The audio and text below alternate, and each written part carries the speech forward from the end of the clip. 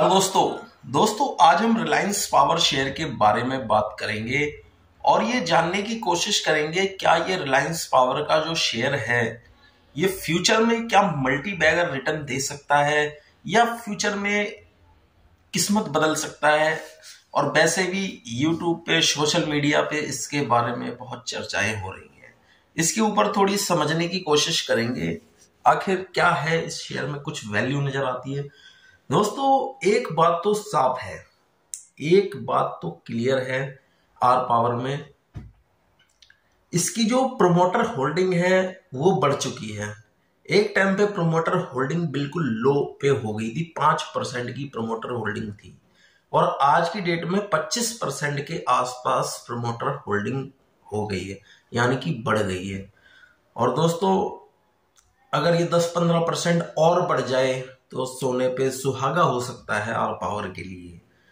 और वैसे दोस्तों अगर न्यूमरोलॉजी के हिसाब से, अगर आप ज्योतिषी इस टाइप की चीजों में आप अगर विश्वास करते होंगे तो दोस्तों उस हिसाब से अनिल अंबानी के 2025 और 26 में दिन चमकने वाले हैं, यानी कि ये सुर्खियों में रह सकते हैं, न्यूज में रह सकते हैं।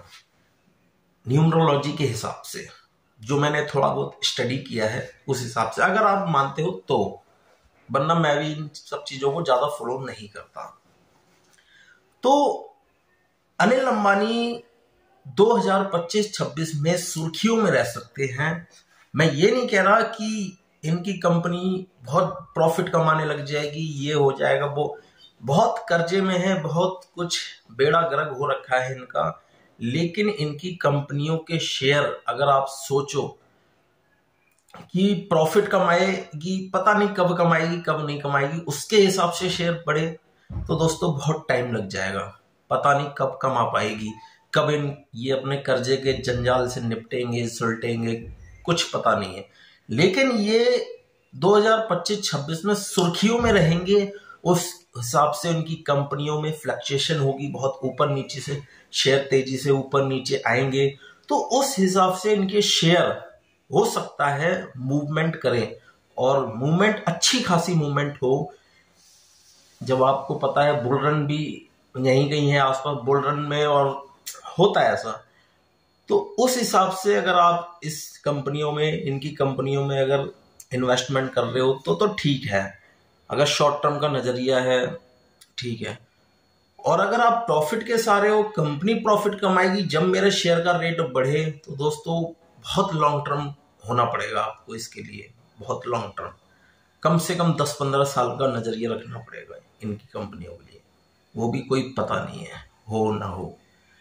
तो सुर्खियों में रह सकते हैं, इस वजह से इनकी शेयर के फ्लक्चुएशन होने के चांस बहुत ज्यादा हैं दोस्तों। यही एक कारण है दोस्तों, आर पावर जितनी भी रिलायंस की 2-3 कंपनियां हैं दोस्तों, फ्लक्चुएशन बहुत जबरदस्त होगी, और जब फ्लक्चुएशन जबरदस्त होगी दोस्तों पैसा भी जबरदस्त बनता है। और ये मेरी तरफ से किसी भी प्रकार की कोई भी रिकमेंडेशन नहीं है आर पावर में खरीदने बेचने की। आप अपने फाइनेंशियल एडवाइजर से सलाह मशवरा करके ही ये स्टॉक खरीद सकते हैं अगर खरीदना है तो। ये एक मैंने थ्योरेटिकल बातें की हैं, इसका किसी से कोई लेना देना नहीं है, ना कोई सोर्स है, कुछ नहीं, मैंने बस एक साइकोलॉजी के माध्यम से आपको समझाने की कोशिश की है। अगली वीडियो आप किस स्टॉक के ऊपर देखना चाहते हैं कमेंट सेक्शन में बताना। विराम लेते हैं, फिर मिलेंगे। लेट आते हैं लेकिन आते हैं।